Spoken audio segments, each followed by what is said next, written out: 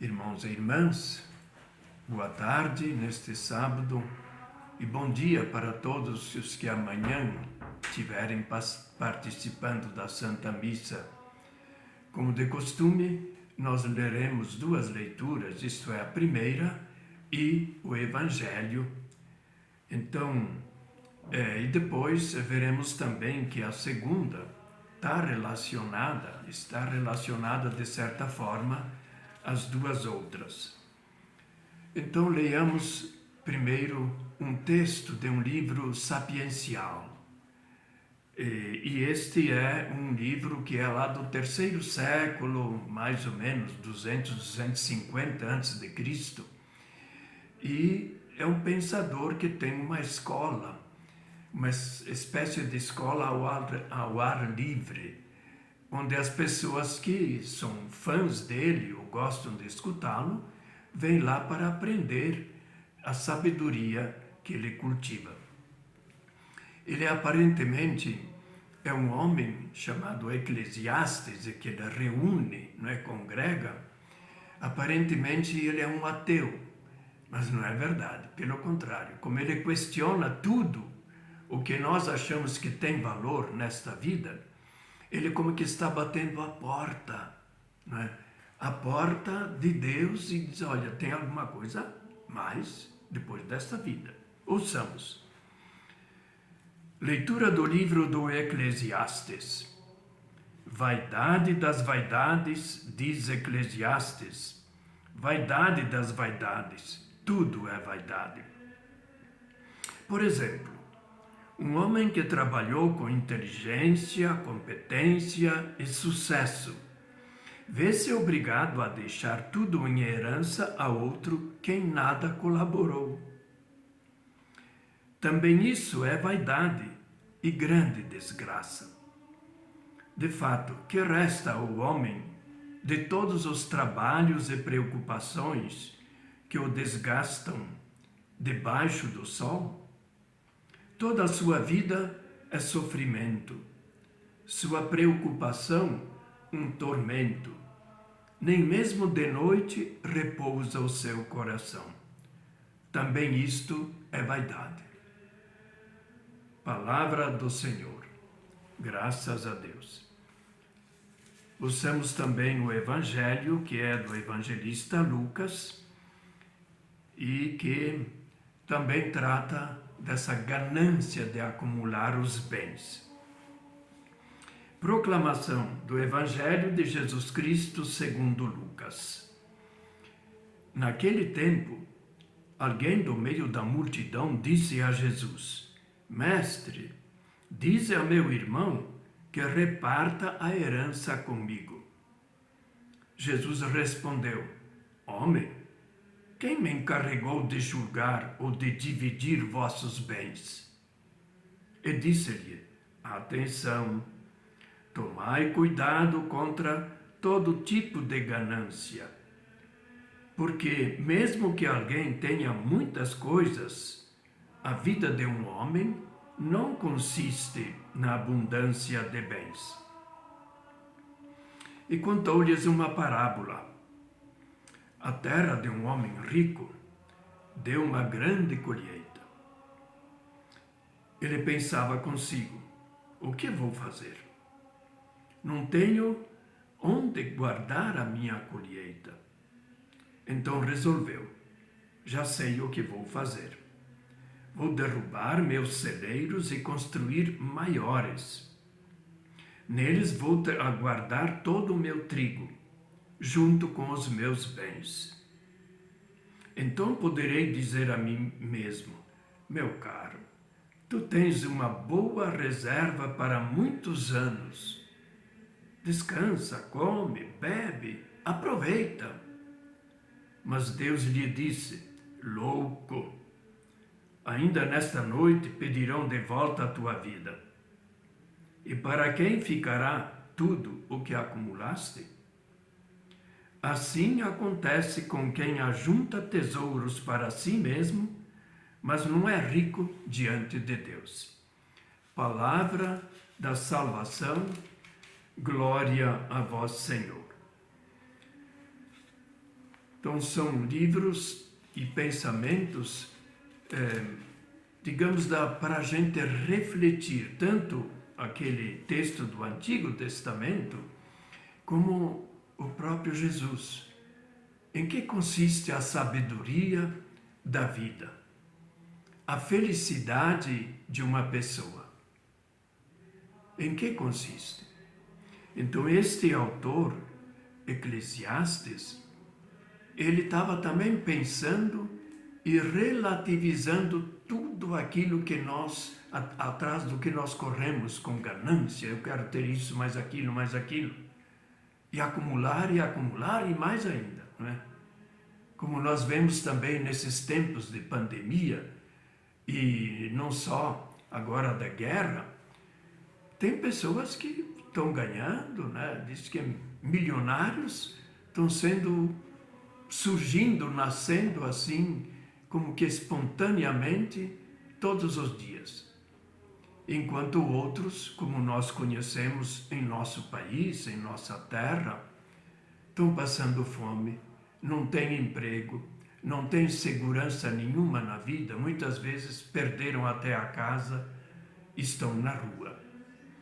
Então aqui, a palavra nesse texto, né, do Eclesiastes, chamada vaidade das vaidades, a expressão vaidade das vaidades, ela significa o máximo da vaidade. E o que é essa palavra vaidade? Não é o que nós costumamos dizer, essa pessoa é vaidosa, é orgulhosa, quer se mostrar. Não. Essa vaidade, ela está significando exatamente o vazio. Vanitas, vem do latim. Então, uma pessoa que não tem alma, não tem coração, corre só atrás dos bens, mas se esquece do irmão. Então, aí ele faz essa ponderação, né? A vida inteira uma pessoa corre atrás dos bens, acumula e mais, e sempre nada, né? E aí o pensamento é, para quem você está acumulando? Você tem tanta coisa que não precisa, eu diria, nem rezar o Pai Nosso pedindo o pão de cada dia. Você tem demais. E ele também pensou assim, esse homem aqui, no caso do Evangelho, né? Mas que está profundamente relacionado com isso, né? Então ele acha que tudo isso é bobagem, uma desgraça, um vazio, é vaidade. Eu gosto de imaginar essa palavra, em vez de vaidade, das vaidades, dizer assim, ilusão, pura ilusão. Quer dizer, no fundo a palavra na língua original significa um vento, algo vazio, um vento que passa, né? Então, esta vaidade, né, ele liga ao problema do trabalho. Porque os pensadores, os sábios de antigamente, eles davam conselhos para uma vida feliz. Isso até na família, os pais, né, sobretudo o pai, né, ele ensinava aos filhos valores. Então, esse ensino é uma sabedoria familiar. E aqui, ele então acumula toda essa sabedoria e vai relativizando, mas o trabalho é essencial. Quer dizer, você tem que trabalhar sim, e tem que gozar dos bens. No tempo dele também, as coisas eram caras, trabalha, e aí vem o imposto disso, o imposto daquilo, e você acaba sendo um escravo do trabalho sem ter os bens necessários. Então, o ideal para esse homem é você trabalhar, ter os bens para a vida, claro, desejar todos os bens que se costumavam desejar, né, aqui neste mundo, porque ele ainda não pensava na vida eterna, mas como eu falei, ele estava como que batendo na porta de Deus. O que tem depois desta vida? E relativiza tudo colocando no seu devido lugar. Os verdadeiros valores pelos quais muitas pessoas dão a vida e não vivem, eles não estão aqui neste mundo. Neste mundo está a capacidade de você, com os bens que tem, ter a alegria de partilhar. É isso que nós vamos ver no Evangelho. Então, esse Evangelho, ele vem com um problema básico de muitas famílias, Quando os pais morrem, mesmo que sejam pobres, não poucas vezes a família se divide, porque existe eu deveria ganhar mais, eu trabalhei mais e não sei mais o quê. E então fica aquele rancor na família, porque a herança não era aquilo que ele esperava. Pois é, e aqui então Jesus diz: homem, o que você está? E veja como ele fala, este homem, com Jesus. Mestre, dize ao meu irmão. Ele está mandando em Jesus. Quer dizer, por favor, eu tenho esse problema, como é que eu faço? Não está pedindo conselhos. Ele já vem com a decisão, E Jesus se nega e diz, quem me encarregou de julgar ou dividir vossos bens? Jesus não veio para dirimir questões familiares. Jesus veio para ensinar gestos de amor, a partilha dos bens, para que as pessoas, todas elas, tenham vida, possam ter o suficiente e não umas acumulam tudo e outras passam fome, vivem na rua porque tudo perderam. Então Jesus conta essa parábola do homem rico, mas já é rico. E a economia naquele tempo baseava-se na agricultura. Então era um homem rico que sabia trabalhar, sabia negociar, E aí ele olhou assim as plantações, mas olha, nunca vi uma coisa dessas. Os meus armazéns aí, não vai, eu tenho que derrubar tudo. E derrubou. E construir outros maiores. E ele pensando assim consigo, assim como este rico lá, sei lá, pode ser um pobre, reparta os bens, que meu irmão reparta os bens comigo. E ele então pensou consigo mesmo, não consultou ninguém. Nem aqueles trabalhadores que trabalhavam com ele, se eles estavam bem, se precisavam ajuda. E aí então ele diz, agora sim, agora ganhei a grande loteria, E agora posso então descansar. Não pensou em partilhar, mas em gozar só ele dos bens que ele tinha sobrando.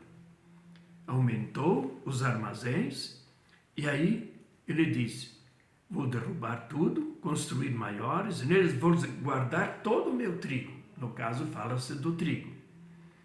Junto com os meus bens. Ele já tinha outros, Então poderei dizer a mim mesmo, meu caro, tu tens uma boa reserva para muitos anos. Descansa, come, bebe, aproveita. Toda a mensagem de Jesus, e o evangelista Lucas especialmente, ele fala desse problema da pobreza e da riqueza. Dos homens que correm atrás da ganância, querer cada vez enriquecer, e os pobres que ficam mendigando. Aquela parábola de Lázaro, diante da propriedade de um homem que todos os dias se banqueteava. E ele, pobre, esperando com o cachorro e com os outros cachorros, que alguém, um resto, fosse lançado para eles poderem comer.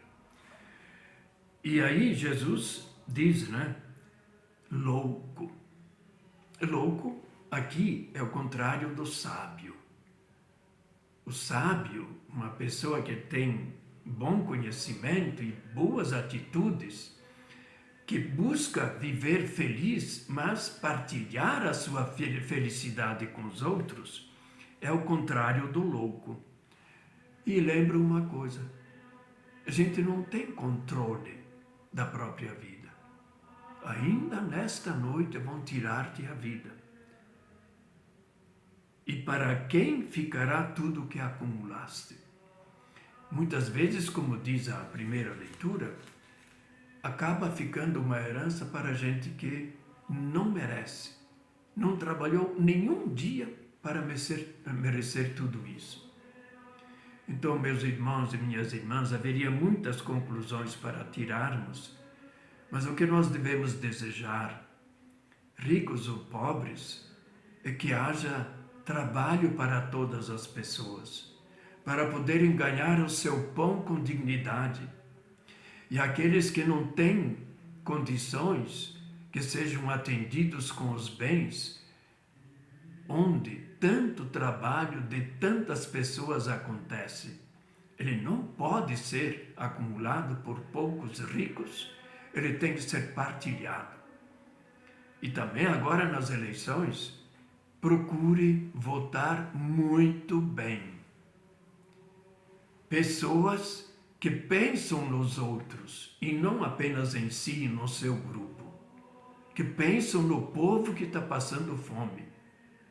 Essa é a mensagem principal de Jesus, partilhar. Quando ele fez o milagre da multiplicação, ele dividiu os pães. Não fez um gesto mágico, não.